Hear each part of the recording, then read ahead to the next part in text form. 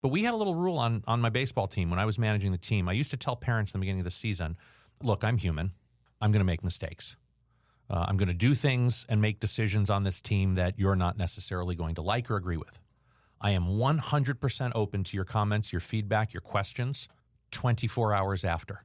So if you see something in a practice or a game that you don't like, please don't come into the dugout right after the game, guns a-blazing, ready to light me up over what you didn't like. Wait 24 hours. Because what was in the room? Lots of emotion. Yeah. 24 hours later, you come talk to me about what you didn't like the day before, and guess what won't be in the room? Emotion. Less. There will be less emotion, which will allow us to have a healthy, productive conversation, which will allow me to listen, hear you, validate your concern, and then explain myself, right? And hopefully we can come to a place where we can agree.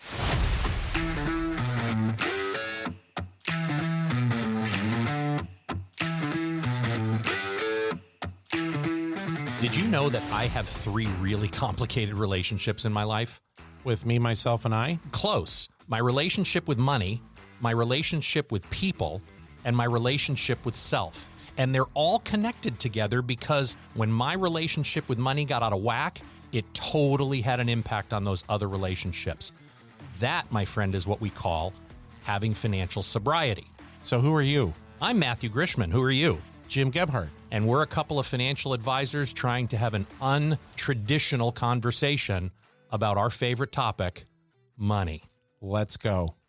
Boy, am I grateful to be back here in studio again. I'm always grateful for solutions to problems. It is a solution kind of day. We spent a little bit of time talking about a headline that really, really got me fired up. I think actually there was a global shortage of salt after our last conversation. Oh, really? Because we dumped so much in the wound, right?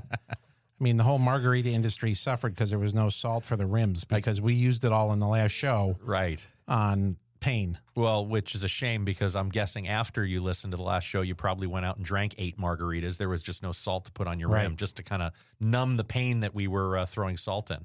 Well, this is going to be a different flavor because we're going to go back to some of the basics, right? Yep. We're in back to school season. Oh. We're getting to gratitude for those of you that are keeping score at home.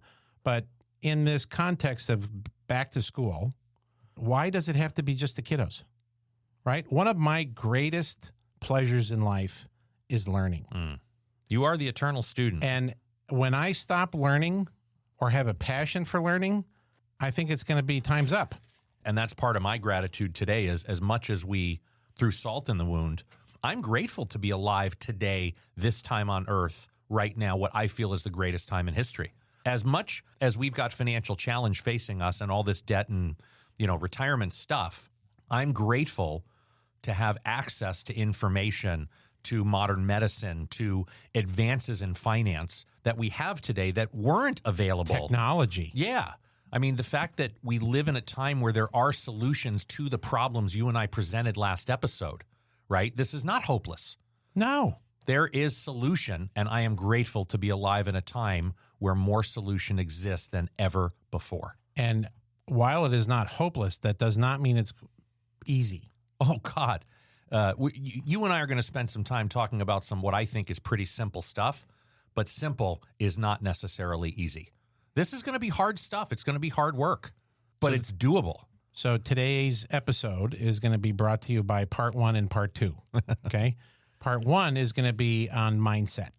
And for those of you that have not been on our website before, you got to go. www.yourfinancialsobriety.com. There's a tremendous amount of resources there that are on the mindset aspects of what this show is all about. The top menu bar has a resources tab, our resources. Click on that, and you're going to find a whole bunch of really cool stuff that we're going to talk about. Our show has generally been about mindset. Yes. And in the context of going back to school, let's go put on our Air Jordans and our new fancy pants that the kiddos wore to school. And you could go all the way back to episode 1. The first plus or minus 27 episodes, I think, are all the curriculum. So episode 1 and 2 kind of set up the whole essence of financial sobriety, why I wrote the book, why you and I decided to take that book and bring it into studio and open it up and pick it apart. That really is the first 2 or 3 episodes. And then the curriculum of financial sobriety, of rebuilding your wealth one step at a time, or for some of us, creating wealth for the first time one step at a time, really begins kind of episode 3 and 4 through episodes like 25, 26. Whole curriculum. Whether you are building your foundation for the first time, Yes. or you are tearing down the foundation that you've had and remodeling and building a new one, those episodes are absolutely essential because you got to get the foundation right. If your relationship with money is messed up the way yours was when we went down the path of writing the book and all that, you've done an extraordinary job of tearing it all down and rebuilding your foundation with money and having the emphasis not be on showering your people. Make a lot of money to shower your people to feel good about yourself, right? So wherever you are in your journey with money, just be really honest with yourself. I've got a train wreck of a relationship with money. That was one of the hardest things for me to do. That was really hard, to be honest with that. It took really being at a bottom and being able to reach out to somebody that just felt like I could trust somebody, and that somebody was a stranger. I couldn't share my truth with anybody I knew because I'd be exposed. Sure. That's no small conversation. I mean, to live the life that I was living, to make that decision at such a young age, because of this hole in my soul of not feeling good about myself, of feeling like I wasn't worthy. Therefore, the only way I would be worthy is if I went out and made lots and lots of money. Then I could take care of my people. I could buy them whatever they need, shower them with riches, treasure, gold. And if they looked at me as their hero, their savior, then gosh darn it, I could look in the mirror and feel good about myself. Yeah. And man, did that blow up. It worked for a while. Until it didn't. It was functional for a while. I was a functioning spendaholic. Right. For a while. Right. Until it didn't. Yeah. Until I found myself completely broke, driving up Highway 65, wanting to die, begging my hands on the steering wheel to just turn the wheel a little to the left so that the oncoming truck would just take me out. Amy and the kids would get their $4 million of life insurance and they'd be okay. And there's thousands and thousands of people walking around this green earth of ours that are grateful you didn't. Yes, thank you. I am also grateful I didn't. And I know there are also thousands and thousands of people walking around this green earth feeling the hopelessness that I felt in 2005, that there is no way out. And that is the essence of financial sobriety. That is the essence of waking up and realizing, hey, we all have 3 very complicated relationships in our lives. I am not unique. I am not the only one who has these. We all have a relationship with the person in the mirror. The most intimate relationship we're ever going to have in our lives is with ourselves. Yet for me, chasing money to take care of my people so that I'd feel good about myself, thank heavens you showed me how to reverse engineer that concept. Yeah. How to start with that relationship in the mirror, that person in the mirror, start developing tools to help me have some unconditional love for that person. When we talk about this $1 trillion worth of debt that's out there today, this is going to sound nutty, but part of that solution and the mindset starts with, we got to set the money aside for a minute. What's going on? What's that hole in our soul that's driving us to swipe that credit card, right? For me, it was just an I'm not worthy complex. From a very young age, I felt different. I felt less than. And the way I expressed that feeling of less than was to come out bigger than. I'll show you, right? It's the two sides of the false pride coin. For me, I felt less than inside. Therefore, I'm going to show the world bigger. More. Completely full of shit. Complete house of cards. But man, I'm going to paint the picture of who I want you to know. So through luck and happenstance, our paths met. Yes. But if somebody's out there and they don't have that, Yes. take 99 cents and go down to your local drugstore and get a spiral binder, like a Mead spiral notebook. Yes. And maybe need another 25 cents for the pencil and journal. Let it rip. What Right? is it? Yeah, what is it? Why am I spending? Why am I needlessly spending? What is the hole in my soul that I'm trying to fulfill? Yes. What are the limiting beliefs that I have about money? What is your first money memory? good or bad. Yeah. Was money used as a weapon when you were a kid? Do you remember your parents or your grandparents arguing about money, fighting about money? Was money? I just met with a new client yesterday who I'm coming from this from a perspective of lack and scarcity. Right. His money trauma was too much. He came from too much. His wife's family came from too much. Interesting. Jets, plural. Whoa. Cuckoo. That's a lot. Cuckoo stuff. Yeah. Right?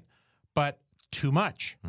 And the damage that did and the scar tissue that left. So this isn't necessarily just a lack conversation, but if you don't have somebody, stranger or otherwise, to bare your soul to, use a good old-fashioned journal and let it rip. You got a digital device you can type on a keyboard? Go. And just don't have any attachment to what flows out of you. Find a nice quiet space where you can't be interrupted for a while and let it rip. That is a great way to start to unlock some of this stuff and to start to be able to, as we get into some of our tools and the mindset, to be able to unlock this in a way where there starts to be a little bit of an awareness, a little bit of the, so the comparison for me as a kid was the so-and-so family. Yeah.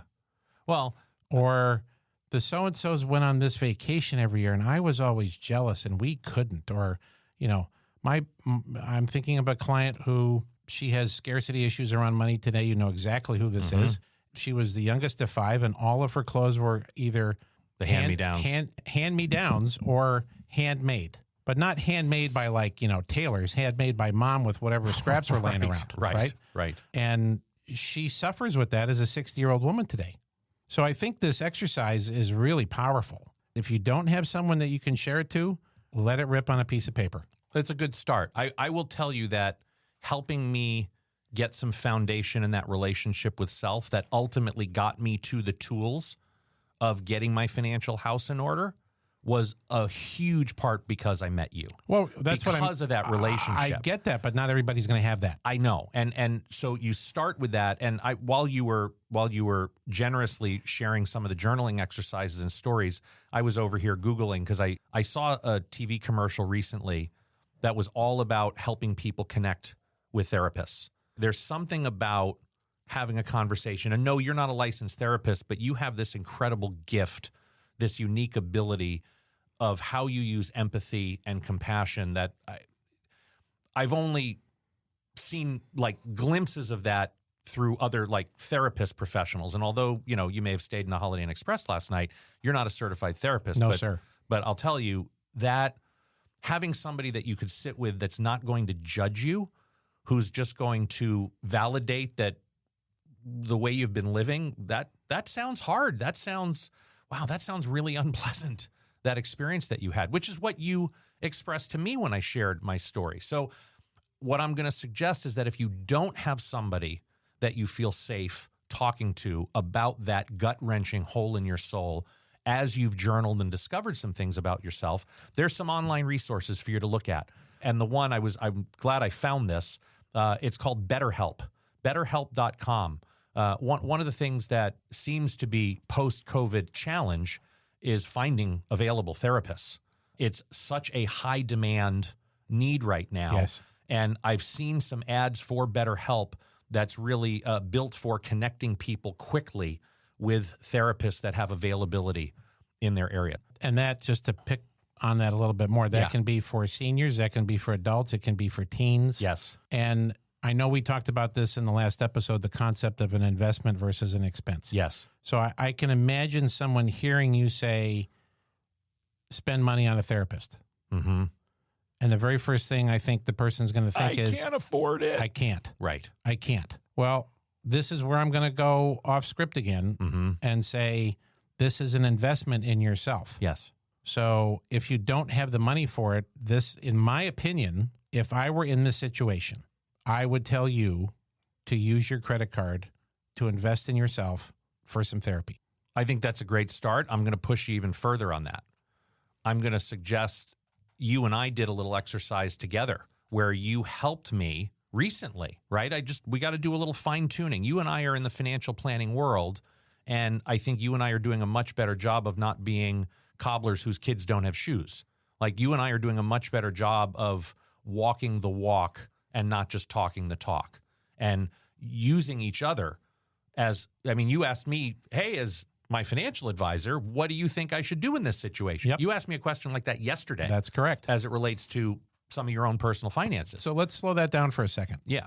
The reason that's important is, and you've said this many times, is you can't use the same kind of thinking that got you into the problem to get you out of the problem. Right. And in something like money, in something like your health, in something like the relationship with the people that mean the most to you, emotion enters the conversation. Yes. Right? Or the thinking. Yes. And when emotion enters into the thinking, it clouds judgment. Always. So when someone is emotional and their judgment is clouded, what is the probability of them making an excellent decision? Zippity-doo-dah. Right. Very low. Yeah. So this concept of my stepping out of the castle and asking my financial advisor, hey, what do you think about this? That's very intentional, because my thinking on it could be all kerfuddled and clouded because it's my money and I'm emotional about it and I may not be thinking clearly about it. Yeah. Same applies here. Yeah. Right? So who is that person? And I'm not suggesting that everybody has access to, I mean, we got nearly 400 million Americans, and I wish there were enough financial advisors to serve all of those people, but it doesn't appear that there are. But who are the people that you can go talk to? Now, solution. We have a wonderful exercise on our website, yourfinancialsobriety.com. Click on resources, and you're going to find a piece called Concentric Circles. Concentric Circles is an exercise that helps you identify the most important relationships in your life. I know you and I could sit here right now off the top of our head and rip off who are the people we love and we spend time with, but this is more specific. This is about, who do I have in my life that I could trust to have a blind spotting conversation with, that I can ask and share things with where I'm not going to get judgment. Now, I have a select group of people I refer to as my 2 a.m. club, and there's this many people on that list. Like, I'm showing one hand right now, a handful of people that if I was sitting in a jail cell at 2 o'clock in the morning and I needed 10 grand in bail to get out, I could call these people, no questions asked, they'd send me the money, right? Now, chances are a couple of them might be sitting next to me, but it's been very important for me to identify who those people are. We've created a worksheet to help you identify the different layers of relationship that you have with people in your life. From those 2 a.m. club people, right? You're in the center. You're the most intimate relationship you're ever going to have. But then one layer out from you, who's next? And I know you might be thinking, I think I know who that is, but there's something magical that happens when you take a thought and you let that thought run down your arm through a pen onto a piece of paper. Yeah, this is a wonderful exercise. There's something that brings it to life. It's why you suggested journaling as the first exercise, as a solution to trying to figure out this hole in your soul. Once you have that and you bring it to life on that piece of paper, who are you going to share it with? Because I'll tell you, as the guy who wrote the book on this stuff, literally and figuratively, but literally, the solution came from bringing it to life. Yeah. From writing it down, from taking it as a construct in my head, a feeling in my soul, and turning it into real life on paper. Yeah. I don't understand how that works. No, and we don't. The we physics don't. We behind don't it. have It to. doesn't but- matter. I'm but done asking you were, why. You were courageous enough to do it. Yes. And so if you start with Concentric Circles on our website, that's going to give you the who, right? The how will come, but this will give you the who the way I have in you. Hey, you like that? There you go. A little Dr. Thank you. Seuss Thank you, action. Dr. Seuss. Yeah, this is a powerful exercise, and it changes over time, Absolutely. right? It does. Different stages and ages of life. That's a great place to start. So continuing kind of on this mindset, once I have that person, right, which I identified as you, then what? What you helped me do next was monumental. You helped me identify what was most important to me. So if this idea of I can't go hire a therapist, right, what we want to help you get really clear on is, what do you value most in life? What is really essential to who you are as a human being? What are your core values? Now, there might be 100 different concepts that exist in the world today that are important to you. Sure. But there's probably only a couple of things when it boils down to what's most essential to you as a human being, you as a survival, right? For you to survive, for your feet to hit the floor every day, what are your core values that drive you? And again, the idea of writing these down, of going through some exercises, it's another resource we have available to you on the website. It's called the Clarity Compass. And if you go to that very same place under resources, the very first one you're going to see is Clarity Compass, which is a worksheet that's going to start helping you go down the path of aligning your financial resources with your core values and principles. And I don't know about you, brother. I mean, we've personally, in our private practice, conducted hundreds of Clarity Compass conversations. Hundreds of these? Yeah. Have we met a single person yet where one of their 4 core values is not health? No. I would say every single person we've ever taken down this road, right? If there are 4 things in this world that I'm going to make every financial decision based on, one of those 4 things is health. Yes. So if you go through this exercise and you are the first person who does not identify your health as one of your 4 core values, boy, I'd love to hear from you and love to hear why. Right. Shoot me an email, Matthew@yourfinancialsobriety.com, and let me know. But let me tell you, talk about giving me permission to start reallocating how I use my money to be able to for your mental health, your physical health, your spiritual health. Yes. And ultimately your emotional my health, financial health, which is going to have a lovely byproduct of leading to better financial health. Yes. Yes, absolutely. Now, in this process, I want to talk about one more resource from a mindset. Yeah, I know what it is, and standpoint. I love it. Whew. I have a new name for it.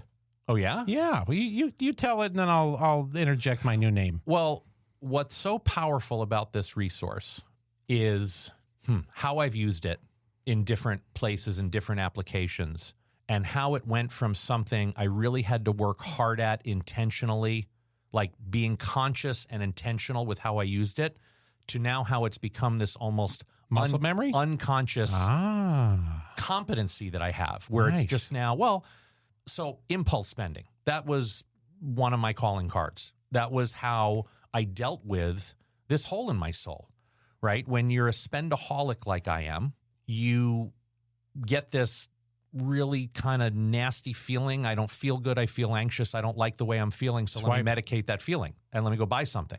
Or in the case of when I didn't have any money, that's what I used booze to do, right? Just throw a couple of shots down the old gullet and that'll wipe out any feelings I'm having right now. So spending was my go-to drug, right? That was my drug of choice to deal with feelings. I don't deal with feelings. I don't like feelings. So if I walk into the pro shop at the country club, or I walk into the tennis shop at my local Lifetime Fitness, and I happen to be walking in at the intersection of feeling some anxiety, nothing will heal that anxiety more than buying myself something. And I remember the very first time I applied the 10-10-10 principle. It was when we gave Miles the opportunity to fly overseas with friends for the very first time, give him the autonomy to go explore the world, help support that whole process, and then be there at San Francisco Airport to pick him up. Only his plane wasn't on the board when it was supposed to be, because he was flying one of these lovely bargain basement airlines, which will leave them nameless. And I got this sense of doom and fear and anxiety. And, oh, look, there's the San Francisco Museum of Modern Art store. Oh, let me go walk around there and browse a little bit and do a little shopping and see what's in there. And, oh, look at this neat little journal for $38. Oh, this is so nice. I think I need to have this 10-10-10-10. Boom, these bells started blasting me in the back of my head. And I put it down, and I walked away from it for 10 minutes. I walked over to see what Amy was doing. And I found myself asking her questions about, how are you doing, honey? And what are you up to? And she was looking at me like I was nuts. What are you bugging me? What's going on with you? You're being weird right now. I was trying to get out of my own head by jumping into her heart. I needed to get out of my own head for a minute, because I was scared to death that just something was off with my kid. And what was amazing was I came back to that journal 10 minutes later after just chit-chatting with Amy, and it kind of hit me. It's like, oh, my little impulse to buy this journal is gone. Okay, but let's look at this journal. Is this something I really need? What would this journal do for me, I don't know, 10 months from now? Would it be something that's just collecting dust on a shelf? I got 1,000 of these freaking journals sitting on a shelf collecting dust at home. So, yeah, it probably would be. Now, if it was something that would have been meaningful to me 10 years from now, I might have actually made the purchase. But knowing that it would just sit on a shelf 10 months from now collecting dust, another $38, I flushed down the toilet, dropped nickels, I made the decision not to buy the journal. Yeah. It's amazing how by just giving myself 10 minutes of pause before making the impulse purchase, getting out of my own head by getting into somebody else's heart for just 10 minutes, gave me all the distraction I needed to let that impulse, that emotion that was very present, Like a wave at the beach. come and go. Then once that emotion comes and goes, we can go back and look at this purchase we're about to make and make a decision. Because the emotion's no longer involved. The emotion's no longer involved. And all it took was 10 minutes. Blew me away. Had to come down and write something about this. And so we did. And it's on the website. And it's called the 10-10-10 tool. And it's a written process to help you when you're like me in that moment. May I call it a financial workout? Ooh, I like that. Say more. Are we officially? Well, this is a financial exercise, right? We are teaching you an exercise. Okay. If we're going to lecture ad nauseum on how there's so little financial education in the world, then let's actually do something about it Let's create it. by creating examples and exercises like the Clarity Compass, like the concentric circles, like the 10-10-10 principle that is going to teach you how to do the exercise. You go to a physical therapist, what do? They print out the exercise. Yeah. Right? So here's the exercise because you have developed it to the point now where it's muscle memory, where you no longer have to consciously, 10-10-10. Right. You don't have to do that. Right. It now comes into you. I'm the same way. So if you know anything about me and you've been listening to the show for a while, I'm obsessed with clean cars. I have a bit of an OCD issue on this. Really? I watch videos on detailing. I can't help myself. I love these, barbed fines that hasn't been washed in 22 years, and there's, all kind. I get into this stuff. Oh, it's one of my favorite. So I got a new one. Yeah. With a guy up in your old neck of the woods up in Seattle. You bought the ShamWow? And he does these speed videos of the detailing that he's doing to a car. Okay. So they're not a 30-minute thing; they're a 3-minute thing. Oh, snackables. They're total snackables. Nice. Occasionally, he'll drop a little nugget in there on a particular product that he uses. Okay. So he did that the other day, and it's something with how do you kind of treat the black plastic trim around a car that gets all faded from being in the sun. We have sun here in California 412 days a year. Uh-huh. And, I get a little OCD about it. I get a little kooky. And he mentioned a product. And I couldn't get into I was like trying to get to my Amazon cart fast enough. Right. And I didn't have to say 10-10-10 to myself. Okay. I let the page sit up there. I put the product in my cart and I went away. Oh, nice. So I'm now in 48-hour land of not having completed the order, the buy now, right? It's just in the cart. Nice. Now, I do think it's something I'm going to buy. I think it's like $13. So we're not, Right. we're not going to change the course of world events here. But $13 or $13,000, Well, it doesn't you change. layer in enough 13s, and that's our whole concept of dropping nickels. Yeah. Right? You got to tighten up the chassis so you're not dropping nickels on. And I can say this with the mirror up, all the different entertainment subscriptions that we have on our debit card right now are about to get thrashed. I got a big one of these that's red, and we're going. Nice. Well, Right? you And did make me go through that exercise. I'm not going to pick on the companies because they provide services that are valuable to our world, but I don't need all of them. Right. Good for you, brother. Some of them are okay, but all of them are not necessary. Good for you. So this exercise in 10-10-10 is, I think, we got a lot of powerful tools in our tool bag. Yeah. This is a great one to be out in the field with every day when you are being absolutely bombarded with consumerism. I got to have this. I got to have that. 10-10-10. 10 minutes. Whew. One of the... I've actually used this with nutrition. Oh. I've used this with my compulsive keep going. need for, I deserve the cookie. I deserve the treat. I deserve the whatever it is, right? Oh, if there's cold pizza in the refrigerator. Holy shnikes, look out. Oh, 10, 10, 10. 10 minutes. Just go do something for 10 minutes. Yeah. I got an idea. Go wash your car, There you go. right? There you go. So it's an awesome tool to use in all different parts of life. I'm gonna throw a little bonus on with it. And this is something we did, back in the days of coaching kids when my boys were playing Little League and I was their coach for 10 years. I did lots of Little League coaching, lots of basketball coaching. And I always had this rule. And I don't remember exactly where it came from, but it was kind of in the vein of 10, 10, 10. And for those of you in our tribe that are still out there experiencing the joys of youth sports, I miss it. Maybe this could be helpful. But we had a little rule on my baseball team when I was managing the team. I used to tell parents in the beginning of the season, look, I'm human. I'm going to make mistakes. I'm going to do things and make decisions on this team that you're not necessarily going to like or agree with. I am 100% open to your comments, your feedback, your questions.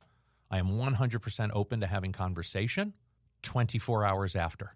So if you see something in a practice or a game that you don't like, please don't come into the dugout right after the game, guns a-blazing, ready to light me up over what you didn't like.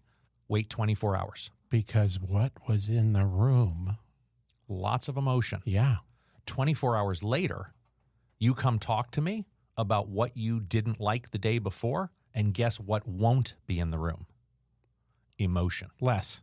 There will be less emotion, which will allow us to have a healthy, productive conversation, which will allow me to listen, hear you, validate your concern, and then explain myself, right? And hopefully we can come to a place where we can agree. Now, my experience with that kind of rule and regulation was very positive. I had very few parents I ever had major issues with. And when we did come to a place where we didn't agree, we were able to find a place of compromise. 10, 10, 10, in effect, is the essence of taking that emotional, impulsive decision And putting a pause button. wait for it. A pause button. For our older audience members that are our age, putting it in the lock box. Exactly. The old Al Gore lock box. A little pause button. Yeah. Beautiful. So when we think about how we begin to apply the pain of discipline, the ability to say no, we're going to get into in part 2 here, the how-tos. But understand, these how-tos, they're going to sound really simple. They're very challenging and they're hard to do if you don't have the right mindset. If you don't do this kind of pre-work, which we just gave you the speed round, 20 episodes worth of financial sobriety. Yeah. We're kind of giving to you right now. Now, what we're not talking about is the inventory. Yeah. Right? Which you'll get when you go back and listen to episodes 5 and 6 and 7 back in there. And that inventory is with respect to your goes-ins and your goes-outs. Right. I mean, one of the things when you do these exercises and you get the mind ready, what's going to prepare you is to sit down and look at how much money's coming in and how much money's going out and exactly where it's coming from and where it's going to. No matter how painful that might sound, it's required. It's required if you want to make any movement in this concept of developing discipline because Yes. you're just going to feel more regret Yes. the longer you do it. Yes. So kind of like ripping off the Band-Aid. Yes. If you did get one of those journals or you got a spare piece of paper lying around, just start writing down what's your income, what are your expenses. Yes. So I'm grateful that you and I do this on a fairly regular basis because it changes. And I found through my own bank account an easy way to account for all of these different categories. If you go into your primary checking account, which for me is where all the goes-ins and goes-outs happens, right? The direct deposits come in, both for Amy and me, and all the bills get paid from this one direct deposit account. I can sort the display on the bank account based on what it is. So bills that get paid versus money that comes in versus debit card expenses. So I first did a look at all my bills, like the hard line. These are my bills. They're fixed. Fixed costs. Right. So my mortgage and my car insurance and, healthcare. Yeah, my health insurance Utility and my bills. life insurance and my PG&E bill and my water bill. And Your cable bill, your cell phone bill. Right. All the subscriptions that we also identified, Yeah. right? So those are just categorically, we're going to call those fixed expenses. And in my bank, which is one of the big commercial banks, so I imagine yours might be similar. It's just the category of bills. And I was able to export all that into an Excel spreadsheet and very simply sort biggest to smallest. And it was eye-opening to see what my fixed expenses were. Yeah. And it didn't take very long. Yeah. Then came the fun part. Then it was looking at all the other expenses that came out of the account on the debit card and on the ACH transactions. So these would be categorized as either variable expenses Yeah. or Want-tos. the want-to expenses. Yes. This is where this whole concept of 10, 10, 10 and dropping nickels Yeah. can have impact, Yes. right? Now, could you make decisions up above what the fixed expenses? Yes, absolutely. Yeah, well, you helped could me with that. You could make bigger decisions up there versus some of the smaller stuff like cutting back on $9 and $10 and $15, mindless spends. Well, so, I mean, I'm going to open my kimono Yeah. here. Something that's very important for Amy and me that we've discovered that we didn't really know about each other is we want to have an us bucket. We want to have a pot of money. And we both wanted this, yet we've never talked about this before until we sat with you and did some financial planning work. It was quite an aha. It was awesome. It was. And, how do we go about funding this little us bucket so that, we have a little slush fund of money that just for the two of us, we can, plan some stuff together? Because we haven't done stuff with the exception of, 25th anniversary last October. Yeah, and you've got one of those every year. And so. Right. So you helped us look at, and one of the things that you nailed it, I've been paying a little extra on my mortgage every month. And I have a 3.75% interest rate on my mortgage, which, if you were paying attention in the last episode, is half of what the going rate is today. So I have this really inexpensive debt. Why am I trying to pay it off quicker? So you suggested as my financial planner, instead of paying extra money, pay just what you owe and use that extra money that you're paying towards your mortgage to fund your us bucket. And you went through some of my other fixed bills and showed me where, again, shaving ounces, where we identified, I think, $700 a month. Yeah. Which is not nickels. Not nickels. It's a lot of nickels. That could go towards 3,500 nickels. Maybe. 700 times 12 is what? The whole year. I mean, that's almost $8,400. That's almost 10 grand if we're rounding up, right? Yeah. I mean, how would that feel? You asked us this question. How would that feel a year from now to have $8,400 set aside in an us bucket? So if you're somebody, the pain of discipline versus the pain of regret. Yes. The other way that we like to say this is creating a position of strength. Yes. Like I was just looking at our Schwab accounts the other day. And, I mean, you forget this stuff, but we have a Christmas fund. We have money that we schluss every paycheck. Money goes into that. I love it. And I looked at it and I was like, oh yeah, that's fun. That's fun. Let's talk about it. What would that feeling be like? Not the right way to say it. What will that feeling be like when you have $8,400 in the account a year from now, and you can now have a very, I would imagine, pleasant conversation around what you'd like to do? It will feel like, I mean, the best way to describe it is to... Can I interject one of my new favorite words in what we do? Yeah. Freedom. Freedom. It's freedom. And it's proof that I can, because the little money monster in me, my money spilkus, that looks at, holy crap, every $3,000 a month in retirement's $1 million saved. If I can do that, if I can actually save that $8,400 this year for us, maybe, just maybe, I can do that. Big leap. Not really. But not really. Because when you take... Not really. You're already on the road. When you take $8,400 a year, right? And we didn't even talk about what we found in my variable spending, right? The Disney Plus subscription for $10.99 that we don't watch anymore because the kids are all grown up. Yeah. Gone, right? I mean, just some of these line items that we started scraping and what that adds up to. And then you put the magic of compound interest behind that in a very basic, nice little, S&P 500 index fund. How about just the plain old money market fund at 5% right, today? A money market at 5% today. Yeah. And you save that for the next 10 or 20 or 30 years? Oh, I'm not so much saying that in terms of 10 or 20 years. What I'm saying the money market is in your $8,400 US bucket. Sure. That could be going into money market and getting another few $100s out of it. Right. Right. that all of this goes to protecting your confidence, Yes. developing the discipline, developing the no muscle, paying attention to the details, not mindless spending. That all in a financial fitness kind of way, Mm-hmm. it is getting you in better shape. And yes. your capability is expanding because you've proven to yourself that you can do these things. Right. Absolutely. And that's where I'm trying to connect the dots between if I can develop the discipline and the confidence in my ability to save $8,400 a year. In just this one area, by the way. Correct. There's other areas where you're saving money as well. But Correct. in this now going back to the Clarity Compass, in this core value that you and Amy have around wanting to be able to have money to be able to do things together, right?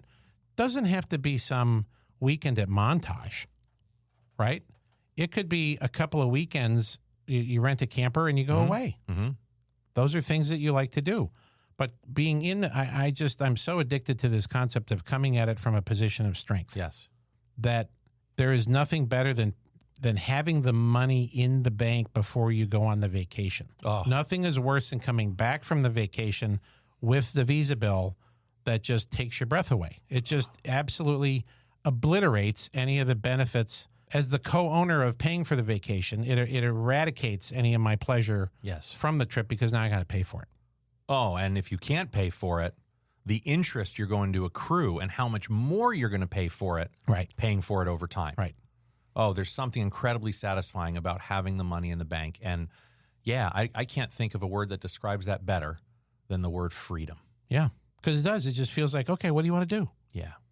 What do we want to do? We have the freedom to be able to choose within our boundary, within our limits. In this case, $8,400. Yeah. What we would like to do. Now we're going to keep saving, and it doesn't mean we have to blow it all on the first trip. But now you have the freedom to be able to. Oh, there's this concert that we really. I mean, one of our good friends, Richard, goes to something like 90 live sporting events and musical Yeah. events and concerts a year. Right. He was telling me of 2 concerts he's going to in the next couple of weeks, and I always look at that with a sense of awe and wonderment. Like, that's expensive. How does he do that? Well, it's a priority It's one in of his his core life, values. right? Yeah. It's absolutely essential to him. He is willing to work his fanny off to make the money to be able to afford that, because for him, that's to me, that's a really nice to do. Right. Well, Right. that's what makes horse races, right? We all want for different things. He also does a brilliant job of saying no in other areas of his life where keeping up with the Joneses could be very tempting. No, Sure. This is what I covet. This is what I value. This is where I'm going to align my financial resources. Yeah. So we've talked about this idea now of, having the courage to sit down, write down the goes ins and goes outs, right? The fancy term for this is called a profit and loss statement. If you were a business, if your family, the Gebhardt family, the Grishman family, were a business, this would be an exercise in looking at your profit and loss statement, which is really nothing more than just measuring goes ins versus goes outs, Income versus expenses. and seeing what one minus the other, income minus expenses. Is that a plus or a minus at the end? Is there money left? Right? Is there a surplus? A deficit? We're correct. using all of the words that you're going to hear in some form or fashion, and we don't like to take ourselves too seriously, so we use funny things like goes in and goes out. Right. Right? Right. That exercise is kind of the lead up. All of this mindset stuff, and then culminating with the profit and loss statement, gets you to a position where we can start to get into the part 2 of the conversation, which is the how. Right. We're picking on you and your us barrel, your us bucket, in terms of that $8,400. Now, you've done a good job of saving and creating an emergency fund so that this is on top of that.